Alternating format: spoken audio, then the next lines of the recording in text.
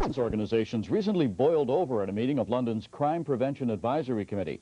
And tonight, the debate continues here. Board of Education trustee Robert Vaughan and City Councillor Megan Walker put their opinions on the line tonight, and will also be asking for yours. Should women's groups get government funding and special status? Is opposing special status the same as being anti-feminist? Join us on the line here on Community 13, coming up at 8.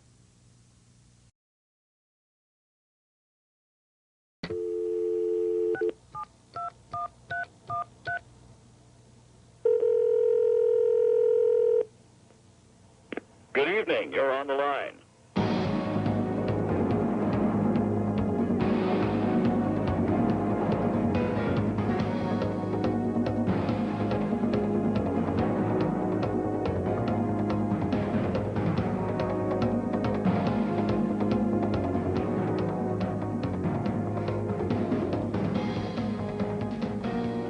Should women's groups get government funding or receive special status?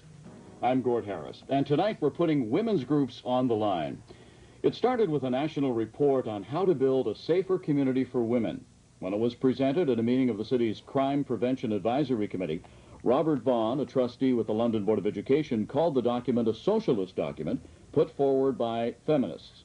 In response, another member of that committee, Councillor Megan Walker, called Robert Vaughan's comments inflammatory and accused him of making insulting and inappropriate comments about women. She accused him of being anti-feminist and called for his resignation. Well, he didn't resign, and Megan Walker, in fact, in the end, supported the idea that he stay on the committee so she could try to change his mind. Tonight, they're both here to present their arguments and to take your calls.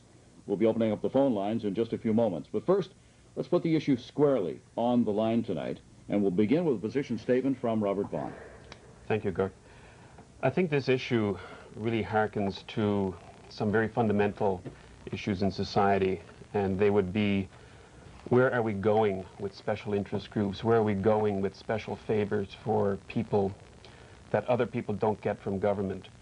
And does belonging to a particular group give you special rights when it doesn't give another person rights?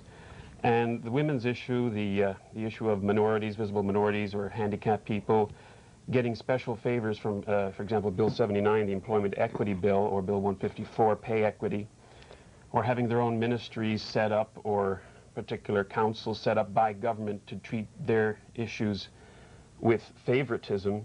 I think this is the whole issue here. It's government favoritism for specific groups at the expense of individual rights and at the expense of the individual. Megan Walker? The document that was presented was a document which included was made up of input from municipalities from coast to coast. It was done from the Federation of Canadian Municipalities. The basic premise of the document was that violence against women is the consequence of women's inequality. To term women as a special interest group is really inaccurate when in fact women make up 52% of the population. This document actually put forward 10 ideas, 10 action plans to try to eliminate the problem of violence against women.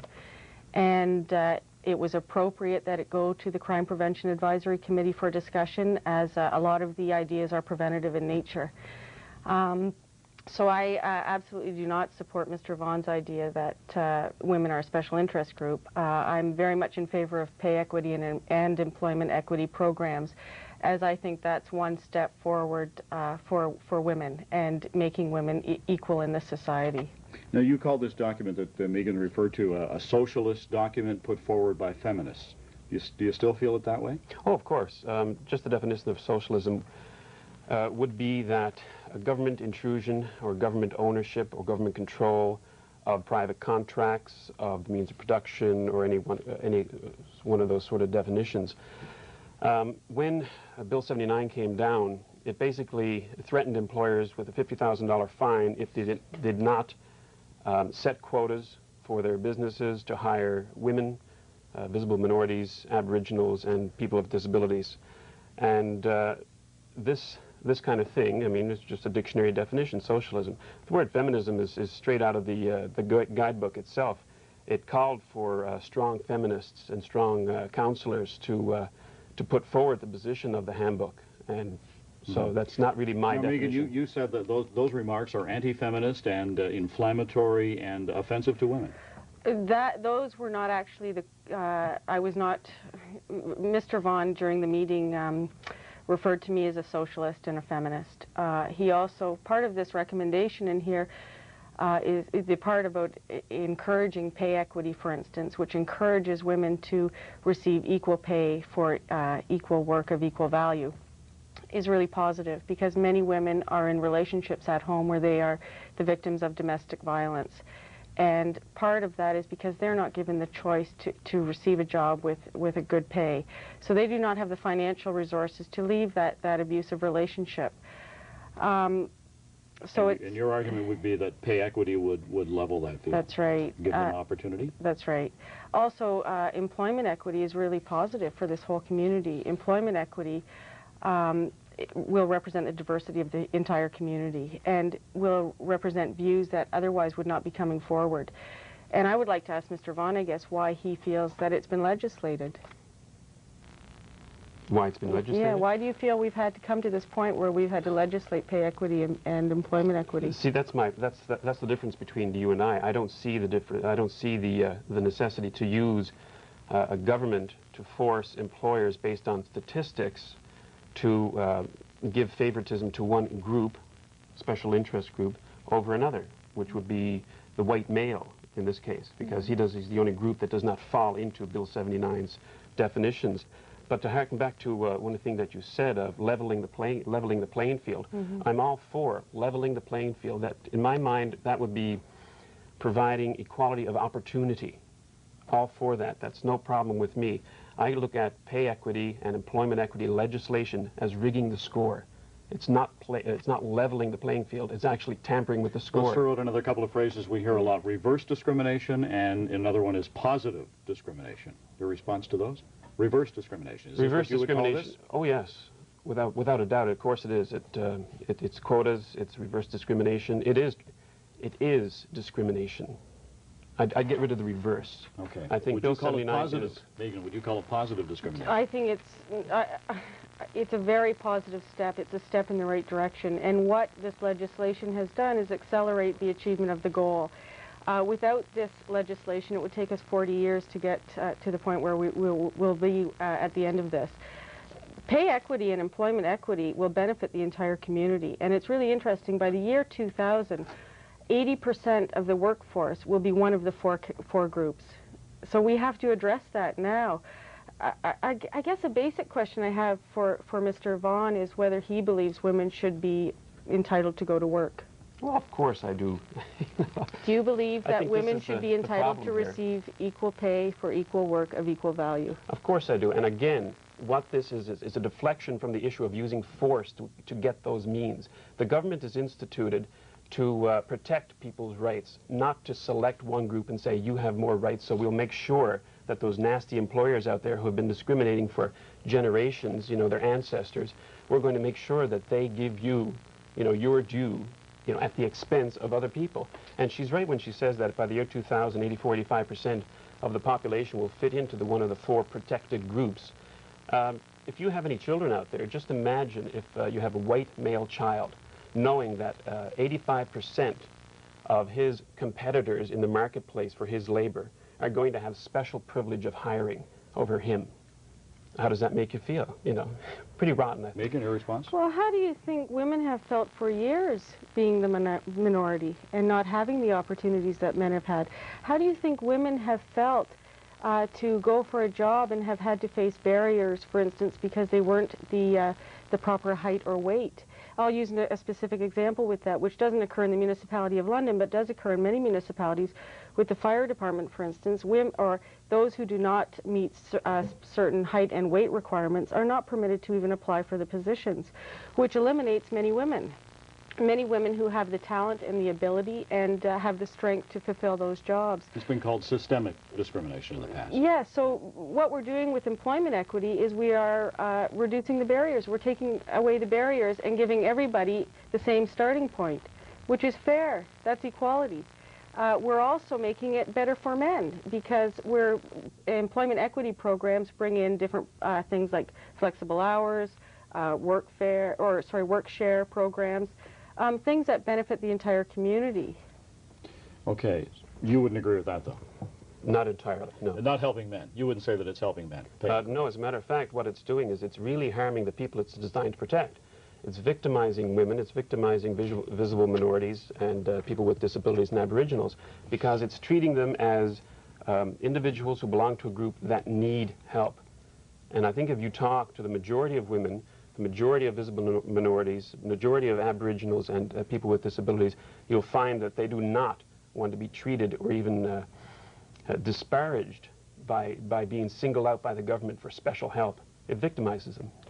Okay, there are the positions. You have heard a few moments of debate now on the positions that we're dealing with here tonight, and we'd like to open up the phone lines now and invite your calls. The number is 672-1313. The number is on the screen right now, 672-1313. Again, the question, should women's groups receive special status and government funding? If if you feel that they shouldn't, would you consider that position to be anti-feminist? And do you think the pendulum has swung too far? Megan Walker has been saying that women have felt bad over the years trying to catch up and have been in a discrimination situation. Has the pendulum swung too far, do you believe? Is it time to put a stop to it now? Do you think women's groups should continue to get government funding and special status? And what about men's groups? Should they have special status as well? Again, we'd like you to join us on the lines now. The number is 672-1313. We seem to have made a quantum leap here from what happened at the Crime Prevention Advisory Committee on this report regarding making the community a safer place for women, building a safer community for women, or whatever it was called. Yeah. We've gone from that into employment equity, pay equity, and all these other. This was sort of the starting point from the debate. But let's take it back to that committee now and that crime thing. How did this start? What was the actual recommendation that got this all started? The document came before the Community and Protective Services Committee, and it was recommended that it be referred to the Crime Prevention Advisory Committee because it deals with 10 specific action steps that can be taken to prevent crime or violence against women. Because it is involving women, I made a motion that somebody from the London Coordinating Committee to End Women Abuse be appointed to the Crime Prevention Advisory Committee. And that's really how this whole thing started. This report came from the federal government? That's right, from the Federation of Canadian Municipalities. Okay. What's really interesting is that equity is one issue in here. There are 9 others, including some recommendations for domestic abuse and involving women in the process and proper urban planning to make the city a safer place for women and children. None of those things were really discussed because Mr. Vaughan just could not get beyond this pay equity or employment equity issue, which was really unfortunate because it's actually a very good document. It's very conservative in my opinion. It could have been a much more radical in the steps that they have suggested, but it's very conservative. It makes some good suggestions, and it's something that really the Crime Prevention Advisory Committee should have embraced and made some really good recommendations. Well, what can the Crime Prevention Advisory Committee do in terms of pay equity, which is a provincial issue? Well, that was one recommendation, one step. There were many other steps. For instance, talking about planning for a safe city. And, you know, we have to do that. We have to be much more proactive in our urban planning and design so that this community becomes a much safer place for women and children. That includes, you know, through transit, and Greg Latham, at the General Manager of London Transit, has been extremely progressive and proactive in safety issues. It includes proper lighting in parks. It includes safety audits done in parks and buildings and structures. It includes improved lighting for underground parking lots. I mean, that's prevention. But that's beneficial to men as well. Yes, it is. But, you know, if we make this city safer for women and children, we're making this city safer for all.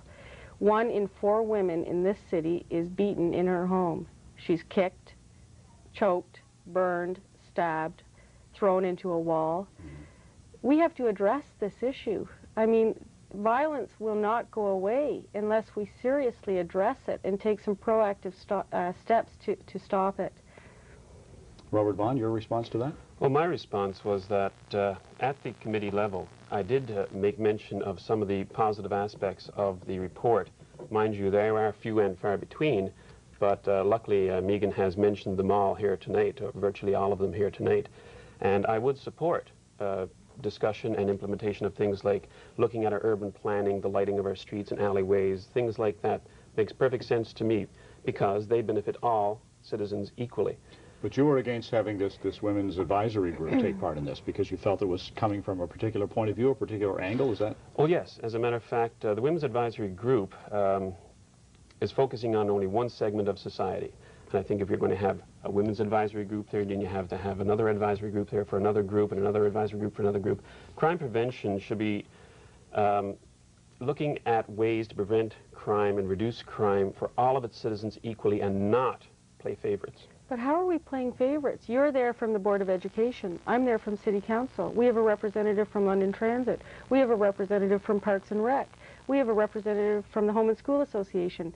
So why is it playing favorites then to bring in somebody from another group? Somebody who's from the London Coordinating Committee to End Women Abuse, who can come to the table and bring an incredible amount of information to us to inform us.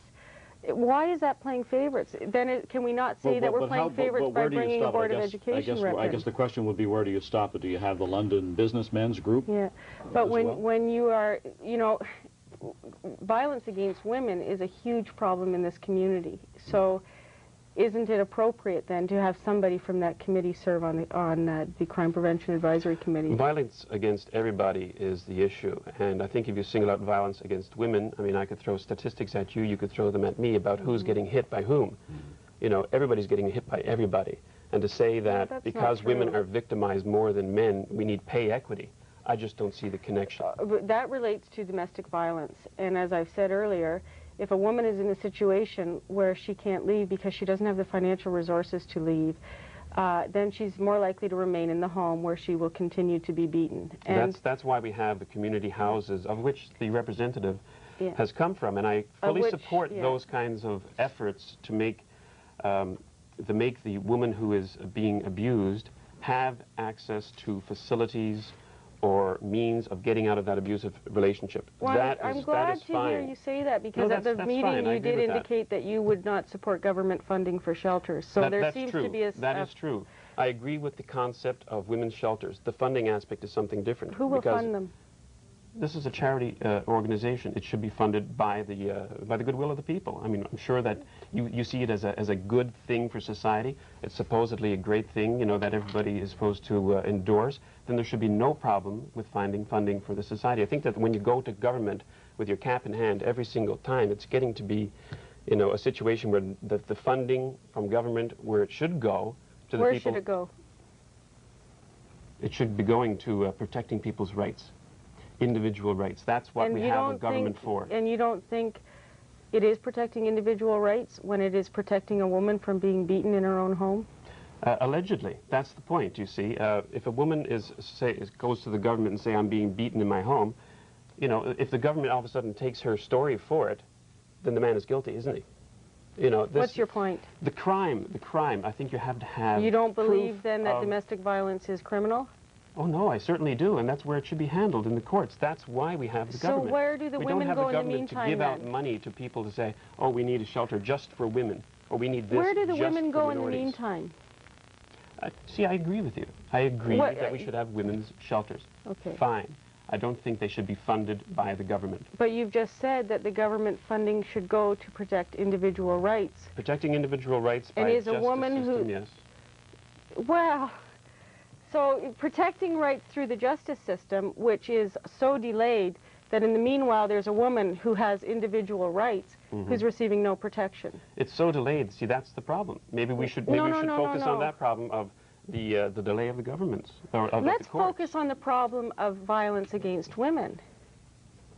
Okay, focus on the... Well, you've made it very clear that government funding should go to protect individual rights. Yes, through the court system. Through the court system, which really protects the individual rights of the man. How do you figure that? Well, what happens to the woman then? I'd like you to tell me. Let me try to synthesize this a little bit, because you're indicating here that you could speed up the justice system somehow. But you're saying a woman is beaten in the home, calls 911, the police arrive, they lay a charge. Yes. Where does she go? Right. He's not going to jail tonight. He's not going to court tonight.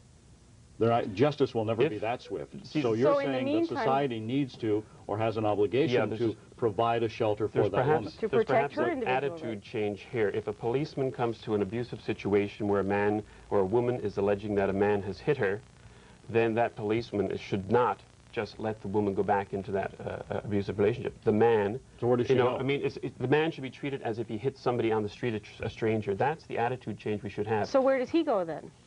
Probably to a holding cell, I would say. Till somebody comes and releases him on his $50 bail, and then where does he go? Goes back home the next morning? Yeah. The thing is, though, I think that in abusive situations at home, I think that when before a judge releases a man or a woman, whoever is hitting whom, they must take into account that, this is a domestic situation and special circumstances exist here, so that he could not let the man necessarily just go back into the situation that he came from. So you're going to then pay tax dollars for the man to remain in jail, but you won't pay tax dollars to remove the woman from her home and put her in a safe environment?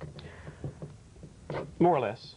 Yes, because it stays within the justice system. Because it stays within the justice system, which is an objective, or at least should be an objective system of justice. Okay, we have some calls now. We'll get back to the debate in just a moment. I'd like to go to the phones and again invite your calls. The number is 672-1313. We have Tam on the line now. Good evening, Tam. Go right ahead. Hi. Go right ahead. Hi, Megan. How are you? I'm fine, thank you. I'd like to say, I don't want to ask a question. I want to make a comment. Megan, you're certainly not a socialist, but the other end of the spectrum is this. You say you won't pay the tax dollars for the women, to look after the women, but you'll pay the tax dollars to put the man in jail. Well, then why not let the man go to a shelter just as much as the woman?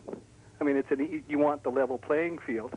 And it is tilted now. The pendulum used to be that women had no rights, and I don't have a problem with that. But now they've got more rights than the men, and the field is not level. Well, I don't believe women have more rights than men. I also don't believe there's any need for a shelter for men. There have been no statistics that have come forward to indicate that men are being beaten in their homes, and we need to have a shelter for men. Well, there's been all kinds of stats and articles on it if you read about it. Men are just as much mentally abused by women as women are by men. But you're saying that physical abuse is far worse than mental abuse.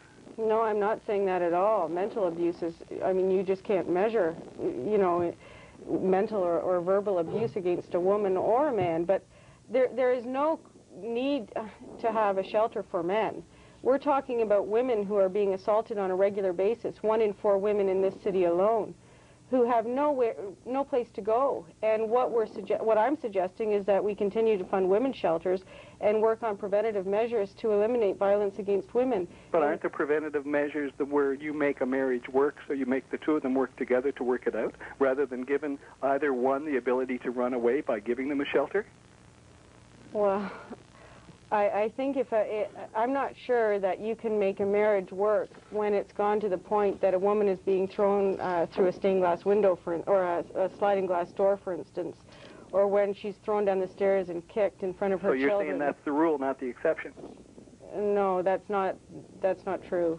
Domestic violence in this city is a serious problem, and it has to be addressed. But okay, no, I'm not arguing that with you, Megan. Tam, you're saying the pendulum has swung too far. Sure it has. You think that's it's all, swung and that's too far? the only point. Like, Megan happens to be a friend of mine. Yeah. Would you? She's certainly no socialist. Okay. But I also agree with Vaughan. Well, he's saying I think the two have to be. What's wrong with being a socialist? I mean, 2 terms here tonight that are kind of intriguing. One is socialist. It's been like a negative term, and the other is feminist, like a negative term. Are they negative terms? I'm not the feminist part of it either. It's interesting because Megan made the reference that I called her a socialist feminist. I never did that. I always made my remarks to the document before CPAC, and it's obvious that she took it as a personal statement because she brought the document. Well, you were pretty hot at the meeting. You were pretty hot at that committee meeting. No, I wasn't hot at that committee meeting. You felt personally insulted? No, I felt insulted by some of the comments. I'll give you another example. There was one comment that I made where women who, because of pay equity and not making enough money and not having the opportunity to go to work, remain in violent, homes. And Mr. Vaughan made a statement which I found extremely offensive when he said, look at what happened to Nicole Brown Simpson, referring to the fact that she was affluent and was eventually murdered, or, potentially or allegedly by her ex-husband. I think that's an incredibly offensive statement. And I don't think there's any place for statements like that around that table. Your response? I would grant that it was probably insensitive, but I thought it was perfectly appropriate to illustrate the point that a woman's dependency or independency has no bearing whatsoever on whether or not she stays in an abusive relationship. I think that there's other factors at work there. Like what? Why does the woman... I'd like that question answered. Why does a woman who's being constantly abused, right, go back into the same situation? I think there has to be some other explanation, because there are the women's shelters. They do exist. They are funded by government. And they're out there. That's right, And they they're are full. full. They're serving 1,600 families per year.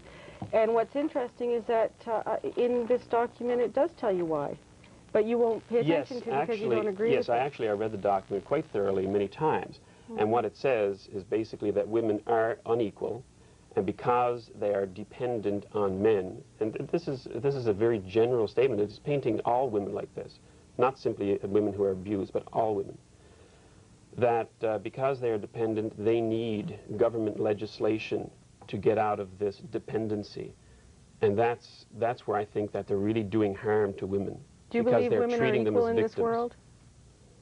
Sure I do, of course. You of course. believe women are equal. You believe that 50% of the workforce is comprised of women, 50% of managerial positions. No, I do not. No. No, as a matter of fact. But you think it's equal. But you see, I mean, do you believe women are given equal opportunities? People would look at statistics and say that, oh, well, there's only 30% of women in this particular job, therefore there must be discrimination. I don't think that at all. I think that there's choices at work here. Do you think there are choices for women? Oh, certainly, of course. I Do believe you believe that women are given equal opportunities? Yes, I do. And if you could point to any law on the books in Canada or Ontario today which says that women can't do this, Well, I've just I would given be you the an first example. one. Oh, which one? Regarding the fire department. If Is you're there not a law saying that a woman cannot be a firefighter, or is that the requirements for a firefighter are so stringent that the physical qualities of a woman No, I'm saying won't there are make that policies. requirement? So whether there's a law or a policy, if the policy indicates that a woman, that somebody who's not a certain height or weight, which most women fall under the category of, are not allowed to even apply for that position, wouldn't you say that See, there's a lost opportunity? There's a difference between being equal and being equal. In What is other the words, difference? Between equality of opportunity and the equality of results. The equality of opportunity exists out there. Some jobs require certain physical statures. So, women in general do not have that characteristic. Would you be in trait. favor of lowering the standards for firefighters? I'm in favor of eliminating all barriers so that there's equal opportunity for all people, so that all people are given the opportunity to apply for the same jobs. And once they receive those jobs, there is equal pay for equal work of equal value. Very simple equation. What part of that equation do you have the problem with? Legislation. Forcing employers, sending them to jail. Okay, that's it? That's the only thing that's stopping you from believing in this? I think Megan and I agree that opportunity and equality are a must in any civilized society. We agree upon that, I do believe. So it's just a But minute, we I just don't want to be agree sure on here. the means of achieving that. Okay, but I the believe means is here. the means is education, persuasion, leading by example. Those are the means. Are the only you leading means, by example, The Robert? only means of achieving those goals effectively and long term. If all of a sudden you use the arm of government, you know, the people with the guns strapped to their sides and say, this is how you will behave in the future, like it or lump it, no matter what you think, that's not a way to change an attitude.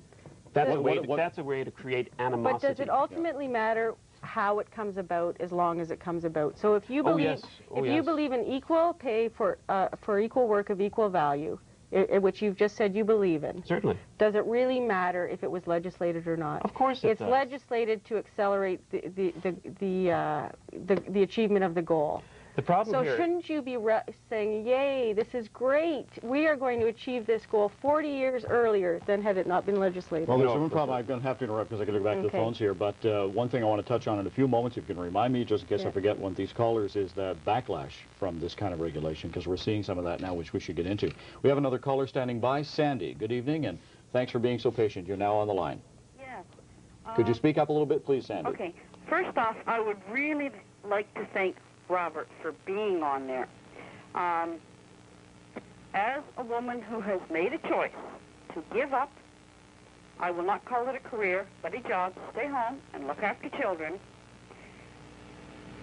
I have trouble with women whining about wanting equality.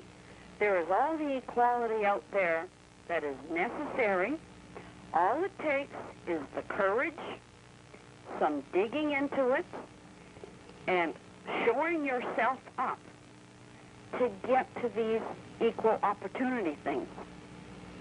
And I have a great deal of trouble with trying to get women into place where I don't think that they can do the job. For instance, firefighting.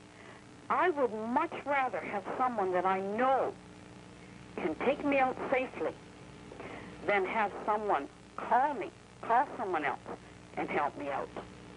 Sandy, do you think the pendulum has swung too far? Obviously, you see there has been some benefit from the way the pendulum has been swinging over the years, but do you think it's gone too far? Is that what you're concerned about? I think it has gone much too far. Women always say that they want independence. What they want independence from is their own spouse, but they want to be dependent on everyone else. And this is my biggest problem with them. Okay, Sandy, thanks for the call. Megan? I guess you've made an interesting point, which is that of choice. And I am in no way saying that all women have to work, but all women should be given the choice. I feel that you're very fortunate to be able to stay at home with your family, and it was a choice I made as well and did for 4 years. But I had the choice. I could either stay at home or I could go to work. There are many women who are not given that choice, and that's what this is about, being given the opportunity to choose. Robert?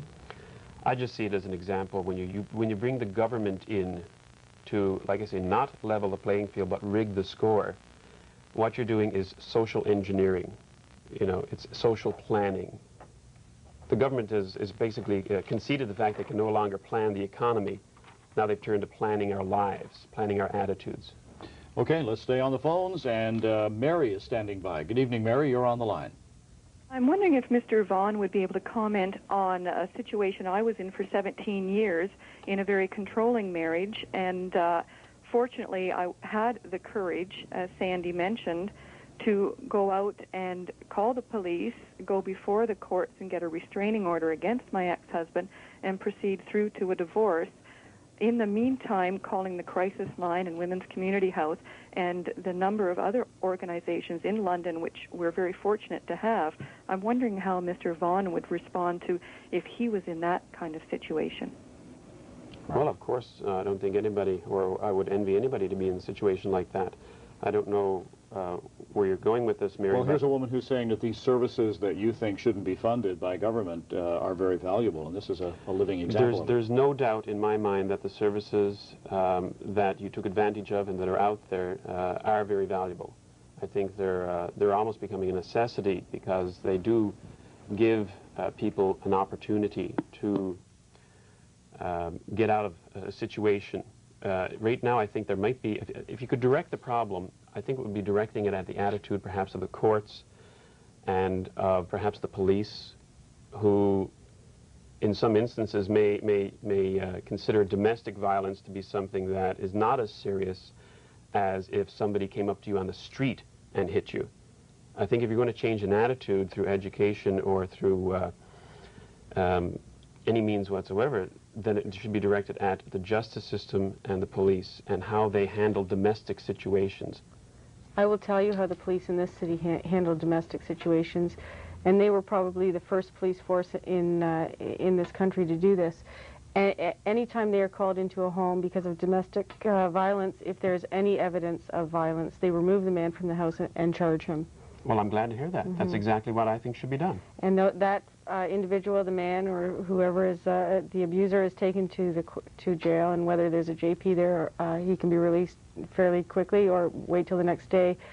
However, that man is then released into the community again and generally goes back home. Yeah, and I've seen that. That's probably the problem there. I would agree that perhaps that aspect of then releasing a man who's been accused of abusing his wife back into the home, that area perhaps should be redressed. You can't put him in jail. I mean, but you can have a restraining order, just as Mary mentioned. Well, exactly, but that's what often happens. When these individuals are released back into the community, it's in writing that they are not to go near their homes. But how do you stop them, Robert, from going back home? Well, I mean, I think that we've done virtually everything that we can. I mean, so your point then is... if you put a woman into a community house, what's to stop the man from going there and stalking her there? Well, it's protected. It's secure. It's safe. Yes, that's right, and they exist, and the women still go there. I mean, that's great. You said it was a necessity. Don't you think government should fund necessity? No, I don't necessarily. Government shouldn't get into the food business. Food is a necessity. Housing is a necessity. Should the government get into that? Of course not. There are some, what I consider necessities for the government is protecting our individual rights. Do you not think it would cost so much more to keep people in jail than to provide funding for a shelter for abused women? You may have a point there, but I don't think that this is a matter of dollars and cents. It's a matter of principle to me. I don't think that the government should take favors with any particular group and at the expense of other groups. But are they not taking favors against men if they're keeping them in jail and paying enormous amounts of tax dollars to do that? How would you consider putting a man in jail a favor to him? If you're keeping him away from a woman who... It's a favor to society, in your view, I think, is what I'm getting at, because... Society treated equally, yes. Oh, Robert, you're wrong. But Robert, your basic premise for all of this, though, is less government. And this is really the sort of bigger picture? My premise in this is focused government. Focused on what? Focused on protecting individual rights, not on group rights. But do you not think that an abused woman has an individual right?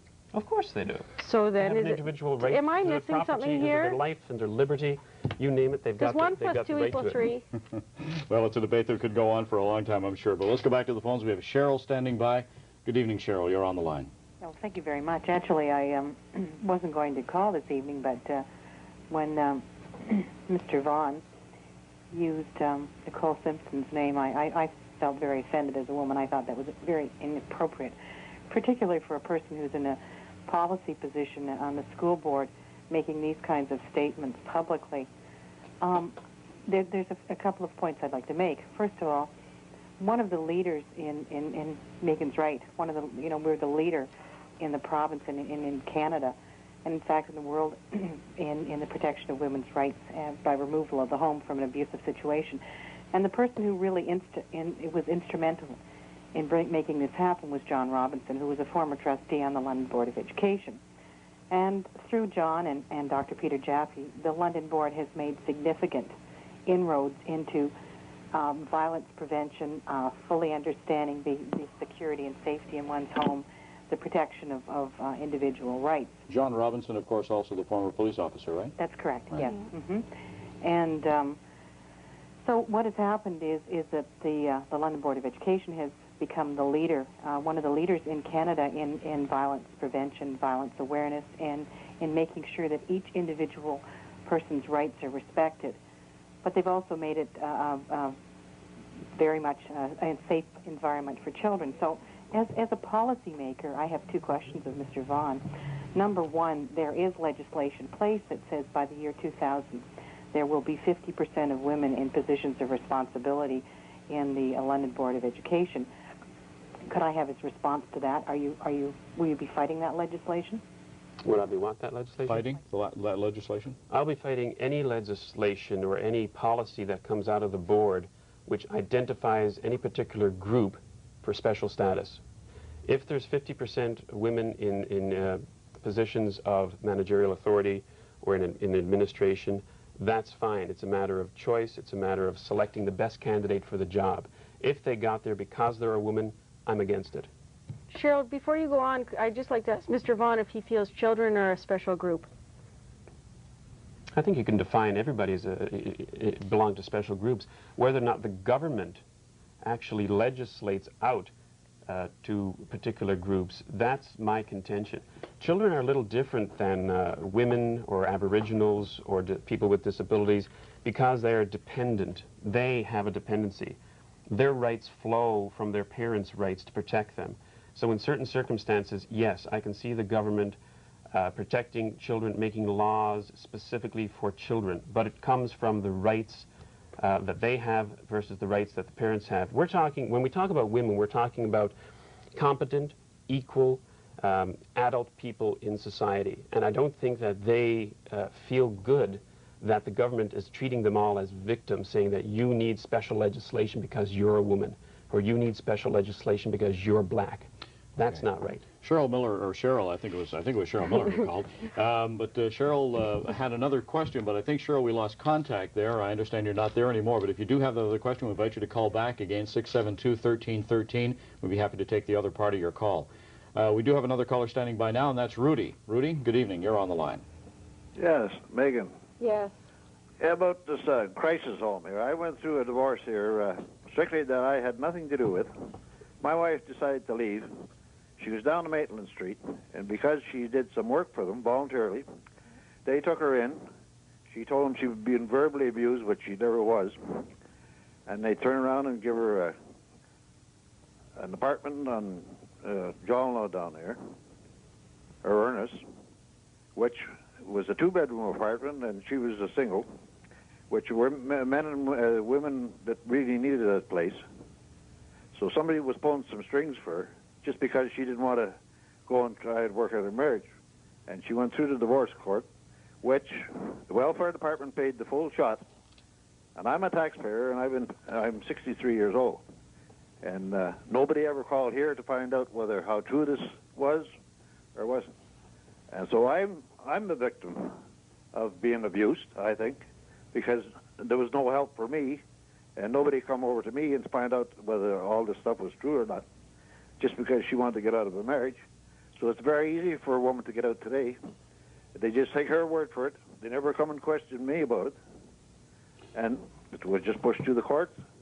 Yeah, it's difficult to respond to a particular case, obviously, Rudy, but I think your point is taken in that there are, I guess we can use this as an illustration that there may be other victims here as well. Do you want to respond to that at all? No. Nothing really can say about a specific case like that. But Rudy, thanks for the call. Appreciate the call. There's something that I would like to say about that is that I don't think that we should take Rudy's example necessarily as a means of saying that women's shelters or these methods of helping women are necessarily bad. There's abuse. This sounds like a situation where the system is abused, and those are to talk about a particular case. We shouldn't let a case of abuse of a system necessarily detract from the usefulness of the system. I'd like to get back to this children as being perhaps perceived as a special interest group in people's eyes, or Robert's eyes perhaps, and remind you as a Board of Education trustee that 1 in 4 girls between the grades of 9 and 12 are either sexually, physically, or verbally abused by their boyfriends. And I'd like to, what policies do you have in place or propose to put in place as a Board of Education trustee to protect those young girls? I believe there's already laws on the books which prevent rape, which prevent sexual abuse, which prevent the very things that Megan's talking about. No, there are no laws to prevent it. To address it. So how would you like to prevent it? Education is the only way, in my mind, to prevent these things. I don't think employment equity is one of them. I want to try to draw some balance here, too, because those are 3 very broad categories. And when you include verbal abuse, I'm sure it skews the number a little higher, and there are probably a lot of young men in that age group who are verbally abused by other young men as well, and by young women as well. So I don't know that that's fair to bring into the argument at this point. We do have Cheryl back on the line, though. Cheryl, thanks for calling back, and we'll take part 2 of your question right now. And thank you very much. I was cut off, and I've been cut off by better people before, Gord. Actually, this is an interesting topic because, first of all, it troubles me to hear Robert Vaughan's comments, and he seems to be gerrymandering all over the place. And I guess one of my second question was that OSSTF has done a tremendous amount of research, and that's the Ontario Secondary School Teachers Federation, has done a tremendous amount of research on the topic that Megan was talking about, is the harassment, both sexual, physical, and mental, female students in secondary schools, not only by the students themselves, but by teachers, and particularly male teachers. And they have some wonderful literature available that I hope Mr. Vaughan will avail himself of and read. And I hope that he gets out into some of the schools and see what's really happening. And I have to go back to the situation. As a policymaker, Mr. Vaughan, can you tell me how you are prepared to react to the concerns expressed by OSSTF, and how are you prepared to ensure that the kind of sexual abuse, harassment, and unfair teaching practices that are perpetuated on females in the secondary school panel, how are you prepared to address those individuals' rights and concerns? Well, first of all, I'd like to say that I'm not prepared to address any alleged improprieties by any male teachers, especially in the public system of London. I haven't seen the OSSTF report. If you could get me a copy, I'd love to see it. Other than that, you know, I would just reiterate what I think are the best ways to address attitude changes, and that is through education, persuasion, and by leading by example. If there's credible evidence of abuse, then the offender should be taken to court and tried. What other way is there? Pay equity, employment equity? I don't see the connection. Do you believe in prevention? Of course. Any ideas on how you could prevent this in the future? Again, I'll just reiterate, education, persuasion, and leading by example. And are you leading by example? Oh, I'd like to think so. What educational things would you put in place for prevention? Well, I think that they're already in place. What are they? As you mentioned, there are programs which talk about, we just passed a program to go into Clark Road High School, which would sit the high school students down and talk about things like, for example, saying that it's okay to say no when somebody approaches you and asks you for sex. That's the kind of thing that is being taught in the schools, and that's the kind of thing that I voted for, because it is education, it is a non-violent way, and I use the word violent because that's what I think the government is when it comes into situations like this and uses force. Are you part of the government as an elected representative? Yes, so is that not legislating then an educational program? Well, no, because the school, the children have choice in this particular program. They do. They can participate or they cannot. It's not a required program by the school board. Do you think women should have choices?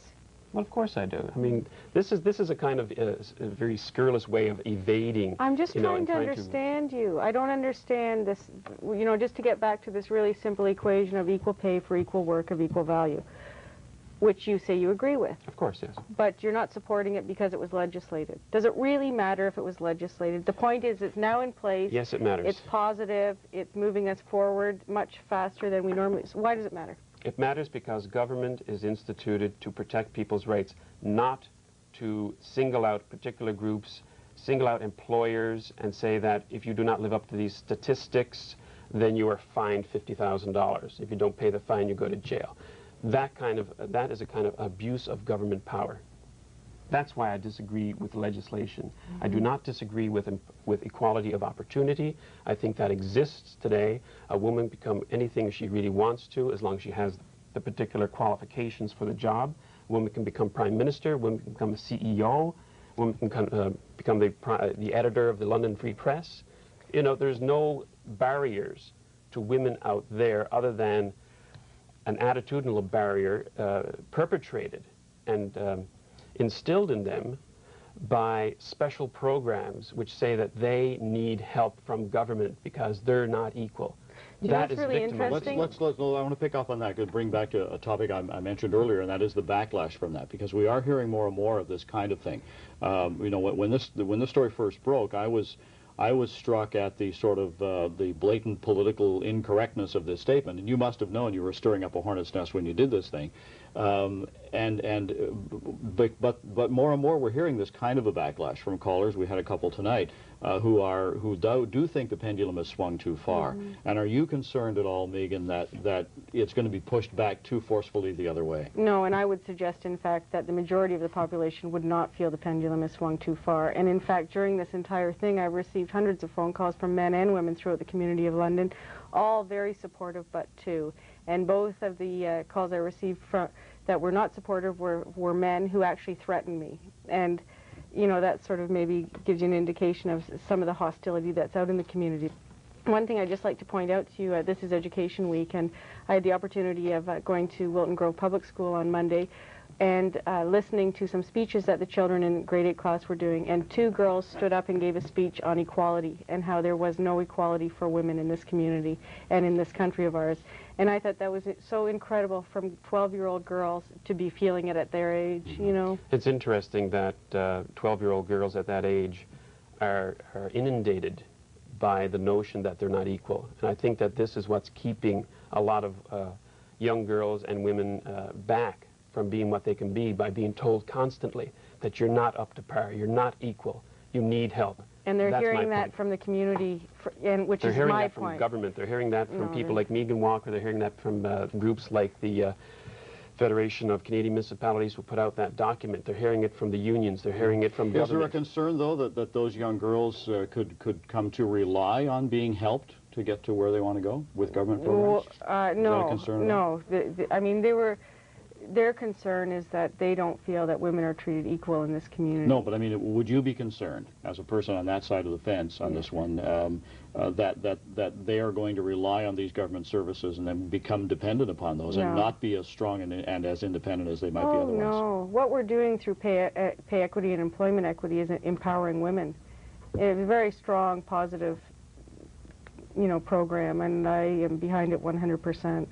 Okay, let's go back to the phones. We have some more callers to squeeze in before the time is out, and Donna is on the line right now. Good evening, Donna. Go right ahead. Oh, I've just been sitting here and just wanting to jump in because equity is what it's all about. It's been needed. It is long overdue, and what really gets me are the gentlemen who complain about the equity because now their manufacturer has to hire a certain percentage of women, and now their friend or their brother or brother-in-law is going to have an even harder time getting in the door. And all I have to say to those people is, well, now you know what women have been experiencing for hundreds of years. I myself am a WIT program graduate, Women into Technology and Trades, which is a government-funded program, and I heard that it is going to be slashed, unfortunately. But pay equity is where it's at, and it's only just begun. And I'm a woman trying to get into the technology and trade field. And let me tell you, if there isn't discrimination out there, the gentleman in the center must be very naive. He obviously hasn't put on a pair of work boots or been a fly on the wall in a factory. Okay.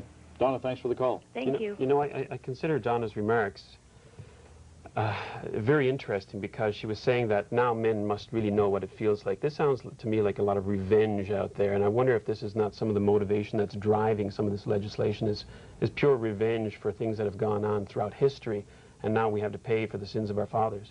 No. You know, I mean, it's really easy to use this white male discrimination thing, but there are no statistics to support that at all. And no, I think Donna makes some good points that, you know, it is about equality, and it's time that women, you know, what do you say to the white male who says, hey, I didn't do it. Don't blame me for something that happened 300 years ago or 200 or 100 years ago.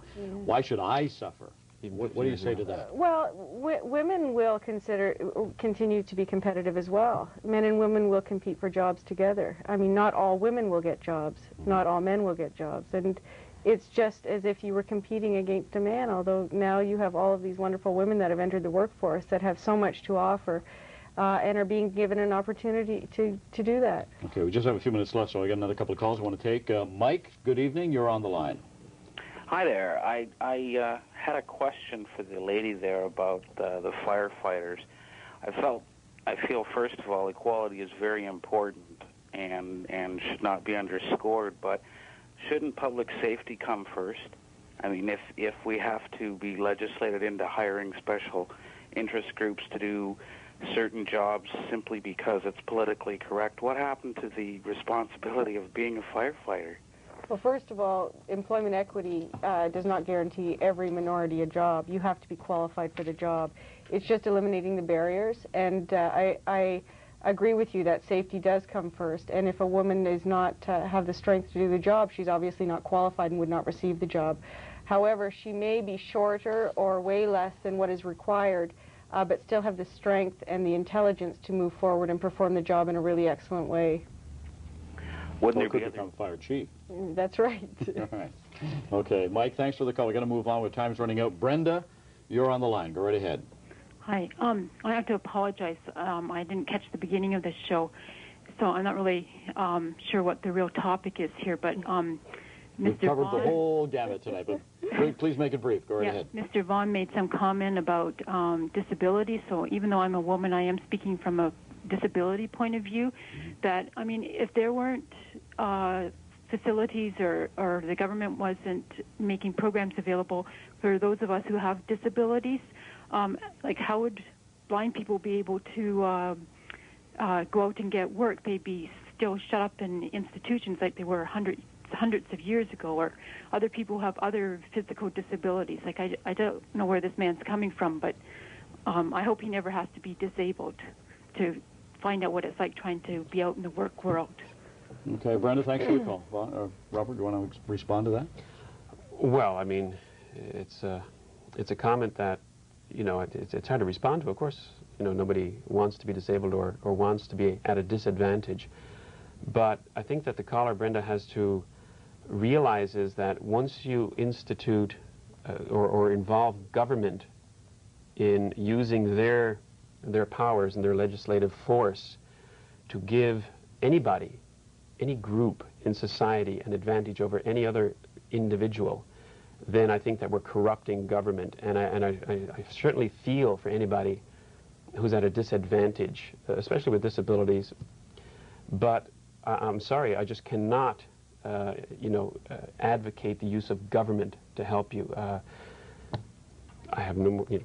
That's about it. Isn't that why we get into government? I just have one last question for Megan, because we all have about a minute left, and that is, in the end, at that meeting, you did support. You first wanted Robert. No, I actually never proposed Robert's resignation. That's not right. No, and I didn't support it from the beginning. Oh, okay. No. But you were happy that he stayed on the committee because you were hoping to change his mind, I believe you said. Well, no, I mean, I'm not sure that I was happy that he stayed on the committee. It's not for me to change anybody's mind, but I hope through education and information, people who have views similar to Robert's will be able to be much more open-minded about what's really going on in this municipality. And I think it's really interesting that Robert feels so strongly about this issue, and yet I don't recall, and have spoken to a number of people in Ward 4 who also don't recall that he's ever brought this up as sort of an election platform. Okay. It's very interesting because we've got 20 seconds left, so I got to go. Thanks very much for coming out today. Our time is up, but I would like to thank our guests, Robert Vaughan and Megan Walker, for joining us, and thank you for joining us on the line tonight as well. Hope you can join us again next week. We're going on the line. With On the Line, we're going to take you on a video guide to the internet, what it is, what it can do for you, and what you need for a ticket to cyberspace. Next Wednesday night at 8 here on Community 13. Until then, or until tomorrow morning on top of the hour on the news on CFPL Radio 98, I'm Gord Harris. Goodbye for now.